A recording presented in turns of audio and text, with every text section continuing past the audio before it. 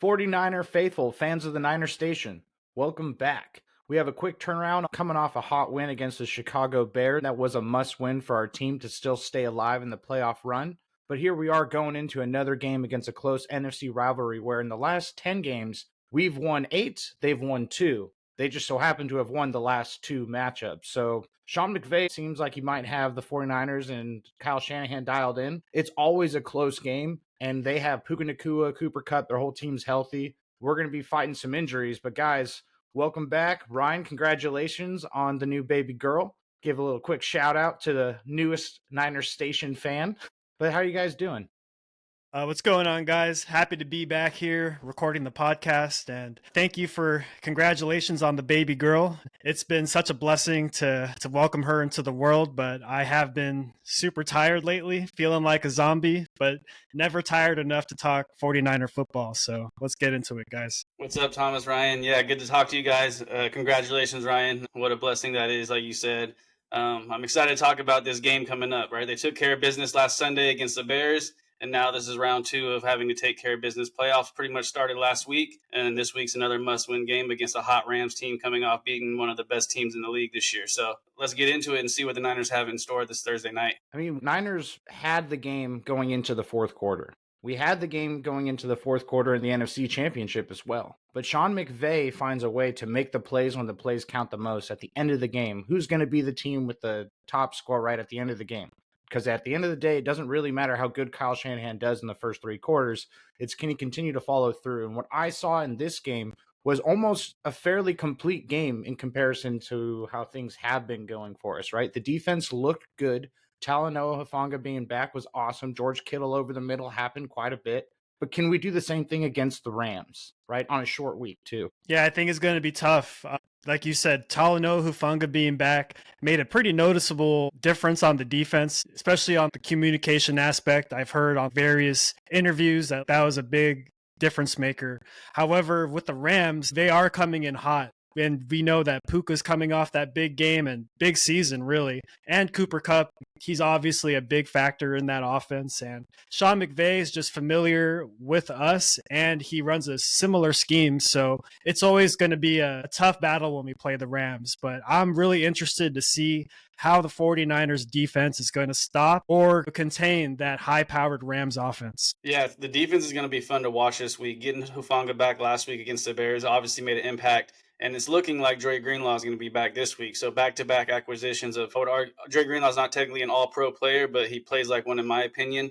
So that's 2 all-pro players coming back in the last 2 weeks. And I think Greenlaw can have a similar impact that Hufanga had as far as communication in the front 7 and, being disciplined to assignment, not missing tackles, being able to cover. You can't expect too much from a guy coming back off an Achilles injury, but I still think he's going to bring that juice that he can bring, that he has brought in the past. Might not be the same level of quickness and agility out there, but having him back out there is just going to be a big moral victory for the team. Fred having his partner in crime back out there, you saw how much that hurt him when he got hurt in the Super Bowl. So the defense is going to be a big matchup, and we're really going to see how our corners can stand against 2 quality receivers and against a coach that can scheme guys open. This is really going to be a good test for Renardo Green when he gets his reps out there. You know what Deommodore Lenoir can do. You know what Travis Ward can do when he's playing right. So I want to see how our corners match up against those 2 guys who, even in those 8 games that Thomas mentioned that we won 8 in a row, Cooper Kupp always went off against us, and we had trouble stopping Puka Nacua last year. So I really want to see what our defensive backfield can do against these guys and if they can actually shut them down, unlike the past where even though we've won, they've been able to get their numbers on offense. The Rams put up, 42, 44 points? 45. Something like that against the Bills, and we couldn't do anything like that. Now, situations for the games were a little different. One was indoor and one was in the snow, and that obviously makes a huge difference, but they showed that their offense can produce against a defense that's pretty solid. And now our defense is going to be coming in with the momentum, right? We're getting Drake Greenlaw back. If everyone can recall, I hate to bring up this memory, but when he went out of the Super Bowl, that's when the tides changed. That's when there was a significant shift in the Chiefs' ability to move the ball, right? It wasn't 3rd and 10. They were starting to run the ball more. Pacheco started having good games. So I'm really curious to see what Greenlaw does in his first game back, if they limit his reps at all, or if they just let him run wild and do Dre Greenlaw things. And one thing that is going to be a factor is Fred doesn't have to do it all anymore. Now, we won't have Mustafa, which is going to hurt us because I don't think Jair Brown is as good, even though he has been in the NFL for one longer season. I think they're going to key on Brown. I think if you're looking at weaknesses in our defense, it's obviously going to, Campbell won't be in if Dre Greenlaw plays. So it's going to be the defensive front, former Ram, Leonard Floyd, Yatir Gross-Matos. They're going to be looking at those guys. How much pressure can we get out of the front seven, right? With Greenlaw, I think it changes quite a bit. And I do think that we're going to force the Rams into a lot of third and longs, even though Kyren is a really solid running back. Yeah, I completely agree. And I think also on the defensive line side, Nick Bosa is also listed as questionable. I'm not really sure if it's going to be a game time decision, but I think having him back would be a huge difference maker as well. Yeah, the defensive line was going to be my next point, Ryan. Bosa did not play last week, but the Niners had 7 sacks. The defensive line, stood up and played very well in that game. Obviously, it's against a rookie quarterback who holds on to the ball a little bit too long. He does have some ability, but he holds on to the ball too long. But you saw Floyd get a sack. Yatir Gross-Matos got 3 sacks, I think. So we were getting a lot of pressure with the guys that we had on the field. And I don't know if it's a factor of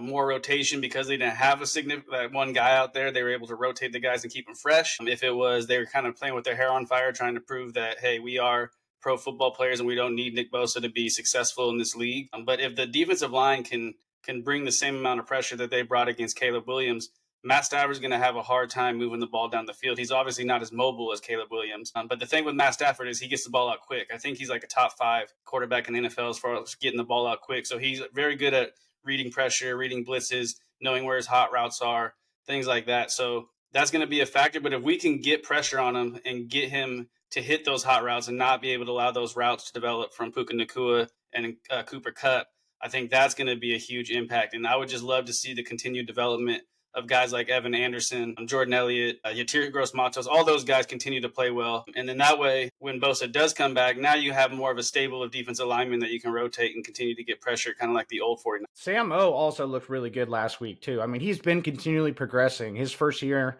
being on the team, he's definitely played well above, I think he was undrafted, right? He's definitely played well above that kind of draft capital. But yeah, having Bosa back is going to change Sean McVay's ability to scheme because you're going to have to put an extra blocker or some sort of chip block with your tight end on whatever side Bosa's lined up against, right? I mean, that's just what you have to do against a player like Nick Bosa. If Leonard Floyd then can continue to play where we wanted him to play like he did last week all season. He's finally starting to play like we wanted to against his former team. Right? That's always a little bit of a grudge match. I think he was drafted by the Bears, they mentioned in the broadcast. So, hey, grudge match week 2. Let's see if he can keep bringing it. But I am a little bit worried about them keying on Tig, on Jair Brown, out in the safety route. If he gets put one-on-one deep with someone, I don't really feel as confident that he's going to be able to make the same types of plays as the rest of our secondary. So we just have to make sure that our defense gets home first and doesn't allow Stafford, like you said, to have that time for his receivers to get deep. I think that's going to be a key thing is if we can keep them to doing the short intermediate routes, which he's going to be good at still. I mean, he still has the ability to dice us up, but I trust, Charvarius Ward and Demo in those intermediate routes to at least make a couple plays. They're not going to shut Puka and Cooper down, but if they hold them to, under 100 yards each, Stafford's not throwing to anyone else for over 100 yards, more than likely. So if we can keep that, limit Stafford's ability to produce, limits their ability to move the ball down the field. And then again, run defense is going to be huge here, man. Kyren is no joke at running back. And if Dre Greenlaw is actually back and playing, I have a lot more confidence in our defense being able to kind of replicate what we did last week against the Bears, against, a less mobile quarterback in Stafford. Yeah. The Rams, as we saw in the game against the Bills, their offense is kind of firing on all cylinders right now with their 2 receivers and Kyren Williams and the backup Blake Corum getting a little bit more run as the season's nearing an end. They want to give him some more looks, it seems like. Don't blame him. But on the other side of the ball, I could totally see this being a high-scoring game because it needs to be. I could see the Rams, if they keep scoring points and we have to respond in order to stay in it.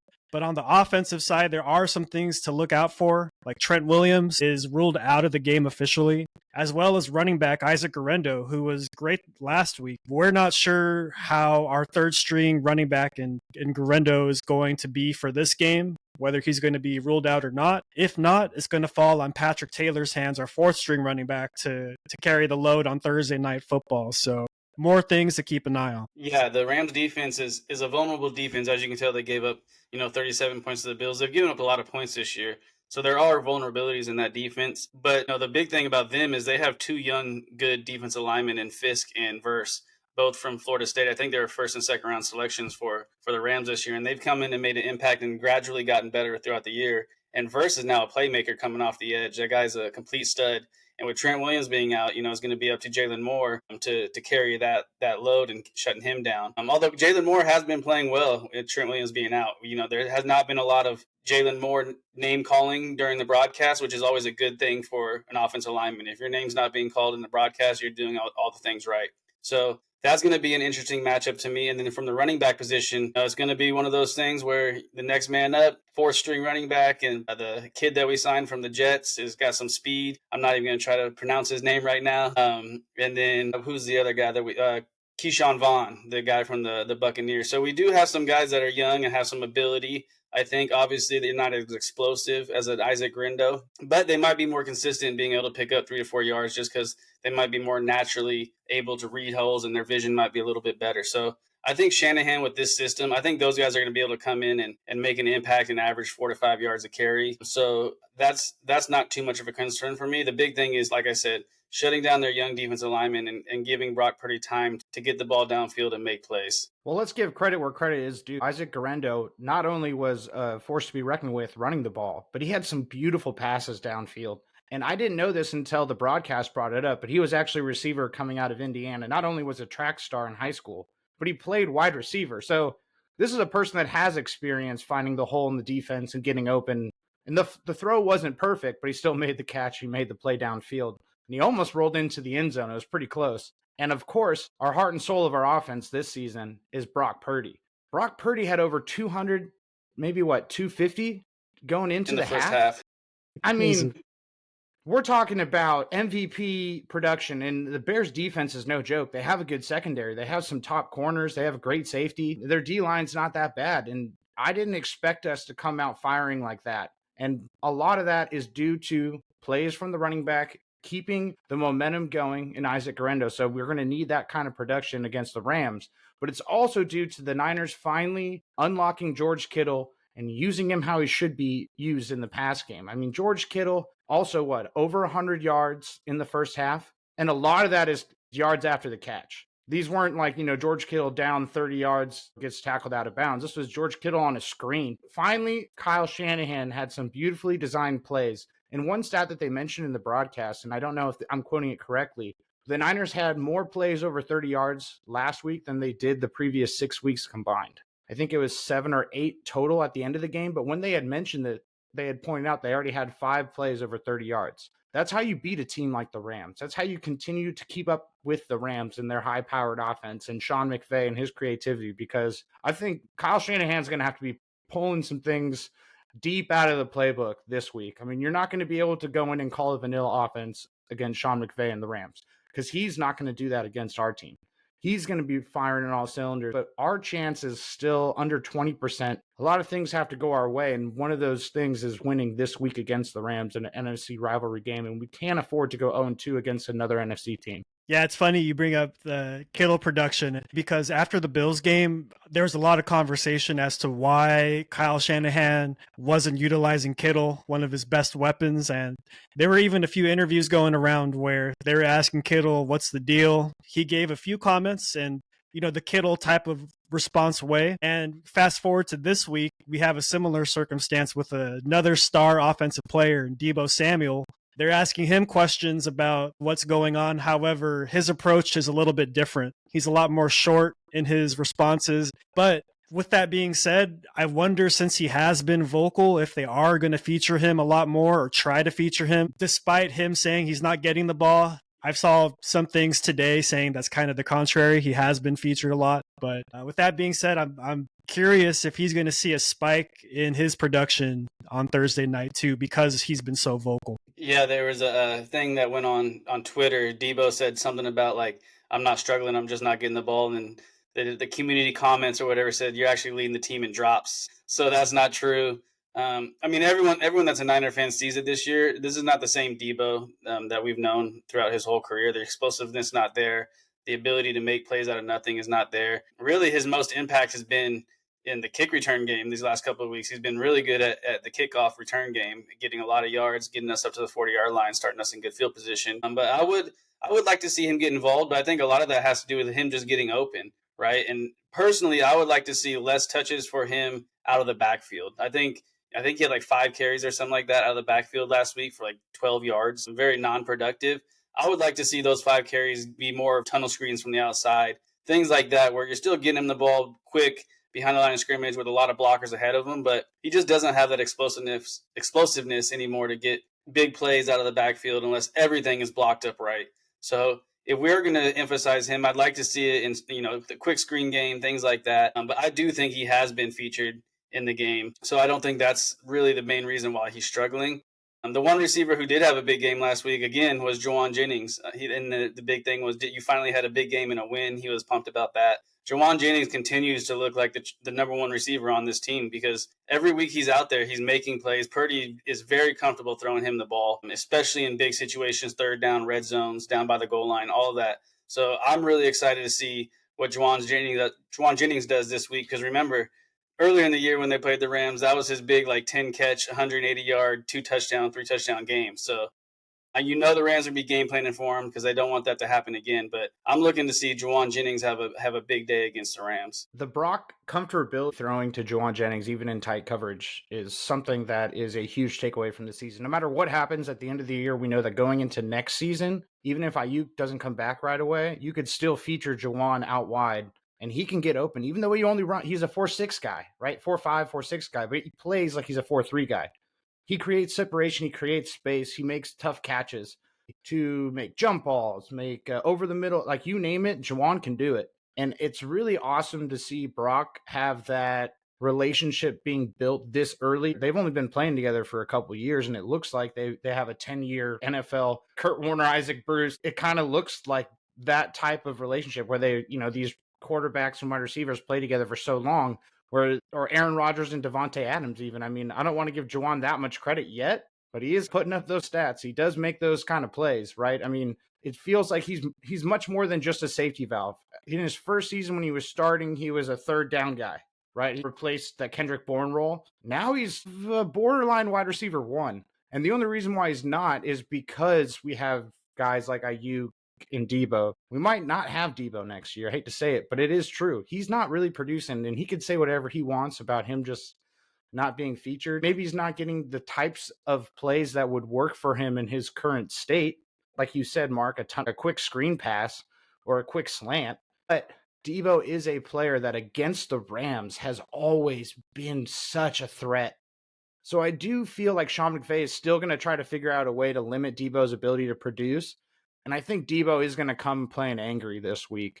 So between that, Juwan just being Juwan, Kittle obviously proving that he hasn't lost a step this season at all, and Brock Purdy being able to read the defense and get the ball out quickly and extend plays, he still has that ability. So Rams got to look at a scrambling quarterback, a wide receiver that's going to be able to beat you on the outside. Debo hopefully can catch the ball. I think that's really what it is. If you look at his stat line, if you take those drops and you turn them into receptions, there's no way he doesn't have more yards on the season. Or doesn't come off as a better playmaker. So Thursday Night Football, man, prime time on Amazon. This is going to be a fun game to watch. Yeah, it's going to be a lot of fun. I'm really excited for this game. And you guys just have me thinking about the future now. And it is crazy thought that Debo very well could not be on the Niners next year, but also just looking ahead, like you said, Thomas, we have Juwan Jennings at the very least heading into next year, a second year Ricky Pearsall, a second year Jacob Cowing, and hopefully our running backs, Jordan Mason and all those guys should be coming back healthy too. So, and we'll see obviously how Ayuk is healing up by the time the next season rolls around. Regardless, I know I'm thinking too far ahead in the future. I know last pod we even talked about, hey, are we gonna, continue to win out or rethinking draft. And it seems like our path is set now and trying to win out and make the playoffs. We'll leave next season for next season and leave Thursday night for Thursday night. And it's all intents and purposes a must win if we do even want a chance to sniff the playoffs. Yeah, for sure. A loss tomorrow night on Thursday will open the door for talking about next season, because it'll officially close the door on any playoff opportunities this year. So it's going to be interesting to see tomorrow night. I mean, you have two opponents that are very well acquainted to each other. You know, the coaching staff grew up coaching together. The players play each other 2 to 3 times a year over the past 3 to 4 years. Both teams are literally in desperation mode because their playoffs ride on winning out. The Rams are just 1 game ahead of us, but they're behind the Seahawks too. And I think they've lost to the Seahawks already. So like, they're in a desperate situation to where they have to pretty much win out or maybe lose 1 game to even have a shot. So it's going to be very fun to watch. I'm thinking it's going to be a shootout, in my opinion. It's very hard for defenses to turn around, more so than offenses in a short week, because just how much more physical you have to be as far as every position on the defense, right? Obviously, the offensive linemen and the running backs are pretty physical, but your receivers, there's not a lot of physicality as far as getting hit, but DBs have to make tackles. So those kind of things are the reason why I'm thinking it's going to be a shootout. So all I got to say is, TO style, get your popcorn ready, because there's going to be a lot of scoring tomorrow night. I think it's going to be somewhere in the upper 30s, maybe lower 40s for both teams. And I mean, I would love to be confident here and say the Niners are going to be the team that's up by 2 touchdowns. But with Puka Nacua and Cooper Kupp playing, you know Stafford is always in the game. He's always going to be able to have a quick scoring drive, or a drive. Like if he's down by a score, he's going to be able to get him in field goal range. So we got to make sure that we start ahead, because we obviously know that Kyle Shanahan is a better offensive play caller from ahead, not from behind. Brock Purdy can obviously carry the offense only so far, and the Niners really need Kyle Shanahan to be dialed in. We got to come out with a quick score, not a field goal, a score. We need to get in the end zone on that first drive. We need to stop them with Drake Greenlaw being hyped. The whole stadium is going to be rocking. I mean, Amazon, what are we going to have Sherman calling the game? And you know he's going to be talking up the Niners. So it's going to be an entertaining broadcast. It's going to be one hell of a Thursday night game. I'm so glad that we actually get to have a quick turnaround, because I'm antsy after last week's win. I don't want to wait until Sunday. I don't want to wait until a Sunday night or a Monday game. I want to see the 49ers come out on Thursday, and hopefully we can go into the weekend happy with a smile on our face, knowing that we still have a chance at the playoffs. So it's really going to come down to what the Niners can do at the start of the game, and can they play 4 quarters of solid football? Not a first half. I need to see 4 quarters of consistent, solid play on defense and offense. And of course, special teams needs to continue to play like they have been. We haven't had any blunders, knock on wood, but we need to continue to see that going forward. So what do you think, guys? Anything else you got for Thursday night? Nope. Just got to pull out this win at all costs. All I want to see is a hungry 49ers team go out there and just battle. And I think that's what we're going to see. Their backs are against the wall. They're champions at heart. So it's going to be a hard physical matchup, but I'm excited to see what they do. Well, let's get our popcorn ready, because Thursday night should be one hell of a football game. So 49er faithful, thank you for listening. If you haven't already, please subscribe to our YouTube channel and give us a like on this video. Thank you again for listening. Ryan, Mark, I appreciate your time, guys. Bang, bang. Niner gang. Niner gang.